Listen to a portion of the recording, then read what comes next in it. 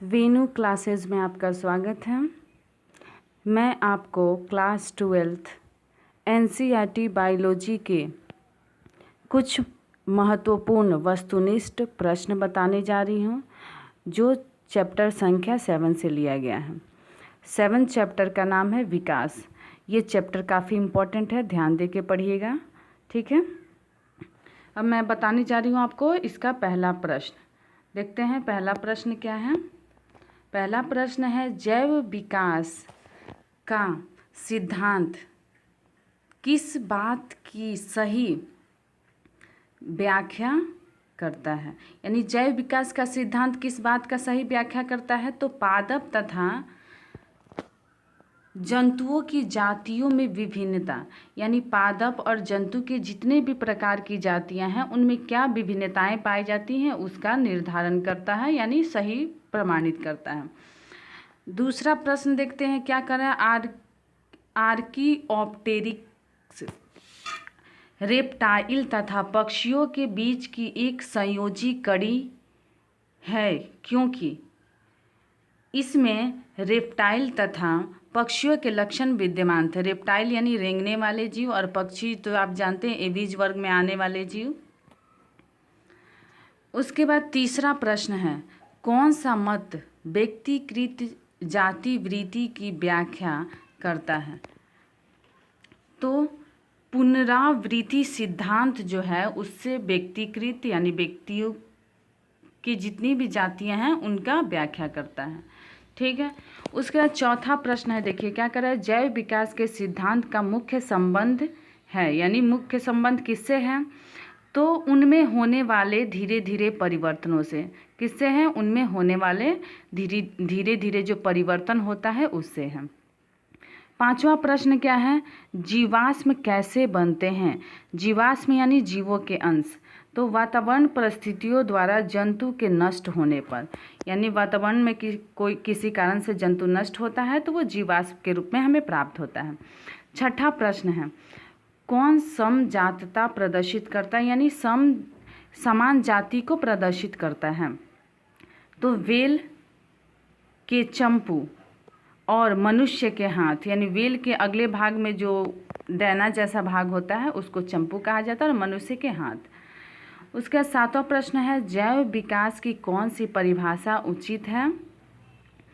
तो किसी जाति का उन्नतिशील इतिहास, यानी कोई जाति किस प्रकार से धीरे धीरे विकसित हुई है, विकास की है, उसका इतिहास। उसके बाद आठवां प्रश्न है, क्या कर रहा है। आर्कियोप्टेरिक्स किसका संयोजन जंतु है। तो सरीसृप यानी रेंगने वाले एवं पक्षी एबीज दोनों का मिश्रण है आर्कियोप्टेरिक, ठीक है। उसके बाद है नौवां प्रश्न, किस समुद्री जहाज पर डार्विन ने प्रकृति का अध्ययन किया। मतलब कौन सा जहाज था जिसमें वो प्रकृति का अध्ययन किए थे, तो बीगल जो है जहाज का नाम था। उसके बाद 10वां प्रश्न देखते हैं क्या है, डार्विन किसके कार्यों से प्रभावित हुए हैं। तो डार्विन जो है वो वेलेस के मतलब एक वैज्ञानिक थे जिनके कार्यों से ये सबसे ज़्यादा प्रभावित हुए थे। उसके बाद 11वां प्रश्न है, यदि एक जाति की जनसंख्या को अधिक उपयुक्त वातावरण में रखा जाए, उपयुक्त वातावरण मतलब उनके अनुसार अच्छा वातावरण हो जहाँ वो जीवित रह सकते हैं, रखा जाए तो क्या होगा, तो प्रजनन की दर बढ़ेगी, यानी प्रजनन का दर बढ़ेगा जिससे उनकी जनसंख्या भी काफ़ी तेज़ी से वृद्धि करेगी। उसके बाद 12वां प्रश्न देखते हैं क्या कर रहा है, सर्पों में टांगों का अभाव का कारण क्या है, यानी सांप में टांग क्यों नहीं पाया जाता है। तो जैव विकास में टांगें समाप्त हो गई, यानी धीरे धीरे जो उनके जाति में विकास हुआ उसके कारण से उनकी टांगें समाप्त हो गई। 13 प्रश्न है, जैव विकास के संबंध में अंगों के उपयोग एवं अनुपयोग का मत किसने प्रस्तुत किया। यानी जैव विकास के दौरान संबंध यानी अंगों का उपयोग और अनुपयोग का मत यानी विचार कौन दिए थे, तो लैमार्क दिए थे। लैमार्क वैज्ञानिक हैं, ठीक है, जिन्होंने ये मत दिया था। अब देखिए 14 नंबर प्रश्न क्या कह रहा है, जीवों का अनुकूल किसके कारण होता है, यानी जीवों को वैसा वातावरण मिले जिसमें वो आसानी से जीवन यापन कर सकते हैं, रह सकते हैं, वो उनके अनुकूल होता है।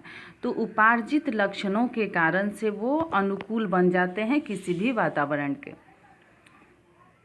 15 नंबर में देखते हैं क्या कह रहा है, यदि वातावरण में आदि वातावरण में किसका अभाव था, तो अमोनिया का। आदि वातावरण यानी आदि मानव के समय के वातावरण में किसका अभाव था। उसके बाद 16 नंबर प्रश्न देखते हैं। 16 नंबर प्रश्न में क्या कह रहा है, ब्रह्मांडवाद के अनुसार, यानी ब्रह्मांडवाद यानी ब्रह्मांड का जो अध्ययन किया जाता है उसके अनुसार पृथ्वी पर जीवन अन्य ग्रहों से किस रूप में आया, मतलब पृथ्वी पर जीवन अन्य ग्रहों की अपेक्षा यहाँ किस रूप में आया, तो बीजाणु के रूप में, यानी बीज के अणु के रूप में सबसे पहले जीवन पृथ्वी पर आया था। उसके बाद 17 नंबर प्रश्न देखते हैं क्या करा, 1953 में किसने अमीनो अम्ल, जिसको एमिनो अम्ल कहा जाता है, बनाया था, तो SL मिलर, इन्होंने एमिनो अम्ल का खोज किया था 1953 में। उसके बाद है अगला क्वेश्चन, बिग बैंग क्या है, तो ब्रह्मांड उत्पत्ति की सिद्धांत है, यानी ब्रह्मांड की उत्पत्ति किस प्रकार हुई थी, ये सिद्धांत है बिग बैंग। ठीक है, अच्छा लगा हो तो हमारे चैनल को सब्सक्राइब कीजिएगा और कमेंट कीजिएगा, कोई भी प्रॉब्लम हो तो उसका जवाब आपको कमेंट में दे दिया जाएगा। धन्यवाद।